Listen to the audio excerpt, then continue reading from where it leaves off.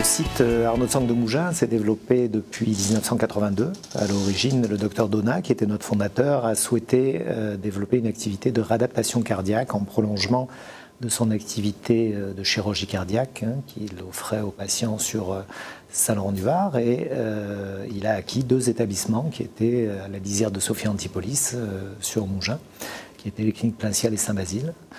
Et au fil du temps, en 35 ans, on a aggloméré un certain nombre d'établissements qui étaient des petits établissements de santé qui ont fermé successivement dans le centre-ville d'Antibes, de Grasse, de Cannes. Et aujourd'hui, il y a 10 établissements de santé qui sont regroupés sur le site de Mougins, Sophia Antipolis.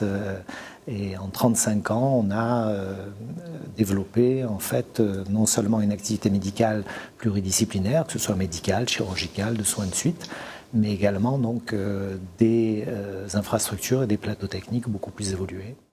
Au départ, donc, les cliniques se sont focalisées sur leur activité première qui était la médecine, le soin de suite.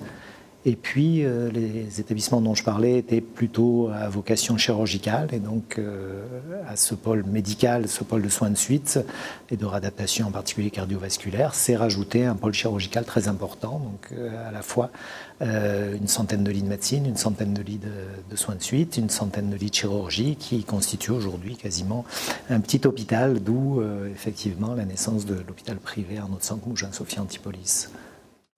La cardiologie interventionnelle, notamment, utilise aujourd'hui des équipements de pointe, puisqu'il vous faut effectivement, d'une part, des matériels qui permettent d'étudier les rythmes cardiaques et les faisceaux électriques du cœur. Donc ça, c'est le premier aspect, c'est tout ce qui est aspect plus diagnostique.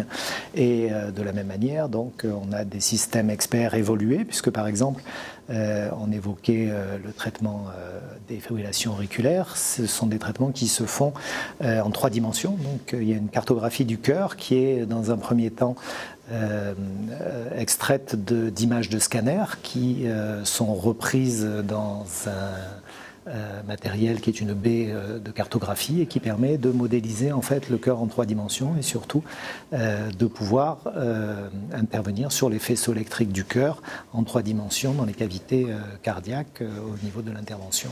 Voilà, on a quelques partenariats aujourd'hui, on évoquait l'imagerie tout à l'heure, mais je pense qu'il y en a d'autres qui pourraient se développer. On a aussi quelques partenariats avec des laboratoires pharmaceutiques. Je crois qu'il y a un autre élément, et là aussi on est en train d'y travailler. Le numérique, c'est aussi la communication avec nos patients, avec tous les acteurs de santé de la ville, et on essaye de développer effectivement aussi une application mobile afin de communiquer avec tous nos partenaires pour que le patient ne soit pas lâché dans la nature dès l'instant où il sort de nos établissements et qu'on puisse garder le lien de manière permanente avec nos patients. Alors, je vais être présomptueux parce qu'on a une activité qui est à peu près qui recouvre toutes les disciplines, mais il est vrai que sur les disciplines chirurgicales, on a la chance d'avoir toutes les autorisations de chirurgie du cancer. Nous sommes le seul établissement privé du département à avoir toutes ces autorisations, dans les modalités aussi de traitement par chimiothérapie ou par radiothérapie. Mais on fait aussi bien l'ophtalmologie que l'ORL, que des disciplines effectivement qui ne sont pas liées à la prise en charge du cancer. Mais on a absolument une prise en charge pluridisciplinaire dans toutes les spécialités, à l'exclusion de la chirurgie cardiaque qui est liée à des autorisations qui sont des autorisations régionales et qui sont dans le cas particulier donc attribuées à l'Institut Arnaud de Sangh à Saint-Laurent-du-Var, et la neurochirurgie qui ne se fait qu'au CHU de Nice. Sinon, nous développons toutes les autres activités, tant chirurgicales que médicales. Les établissements de santé, l'hôpital privé Arnaud de Sangh comme les autres, se trouvent effectivement dans un contexte qui est très contraint, avec des tutelles qui sont très fortes, puisque c'est l'Agence régionale de santé qui gère nos autorisations et qui nous autorise tant à l'activité de médecine, de chirurgie, de soins pédiatriques, de chirurgie esthétique, de cancer. Et donc toutes ces autorisations sont liées aussi à la certification qui est faite par la Haute Autorité de Santé, qui est une certification de tous les établissements de santé en France. Et notre établissement a la chance, depuis maintenant les 3 dernières visites de certification, d'être labellisé en certification niveau A sans aucune recommandation.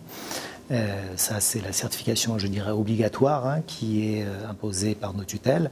Et puis, on a souhaité, pour montrer, je dirais, l'excellence de la prise en charge, en particulier en chirurgie ambulatoire, parce que c'est un petit peu le fer de lance de nos établissements, de faire certifier ISO 9001 la prise en charge du patient en chirurgie ambulatoire. Et donc, nous avons renouvelé cette certification en janvier 2018 et elle a été étendue à la prise en charge également dans le secteur d'exploration et thérapeutique endoscopique pour l'année 2018. Et on espère élargir encore ce champ dans les 2 prochaines années sur la stérilisation et les blocs opératoires, qui sont aussi des organisations, je dirais, qui peuvent être éligibles à cette certification. L'avenir de la technopole Sophia Antipolis, il est clair qu'aujourd'hui, il y a une multitude d'établissements. On se rend compte qu'il y a énormément de start-up aussi hein, qui sont devenues aujourd'hui des entreprises de référence dans un certain nombre de domaines. Je pense que cette synergie, en fait, qui est considérable, fera que l'évolution est inéluctable et que Sophia Antipolis continuera à être un centre de référence en Europe hein, sur le plan des technologies. Il est vrai qu'aujourd'hui, cette orientation plus technologique, high-tech, intelligence artificielle, à mon sens, ne pourra que se développer. On parle du domaine médical. En termes médicaux, l'intelligence artificielle, on en parle beaucoup. Hein. Il y a des publications qui se font actuellement. Tous les systèmes experts, par exemple, d'imagerie, d'analyse d'imagerie. On vous dit que dans 20 ans, il n'y aura plus besoin de médecins puisque les diagnostics se feront par la machine. Bon, j'en doute un peu, mais quoi qu'il en soit, je pense qu'il y a des évolutions importantes qui vont se faire et les entreprises de Sophia, à mon sens, sont tout à fait en capacité d'aider ce développement.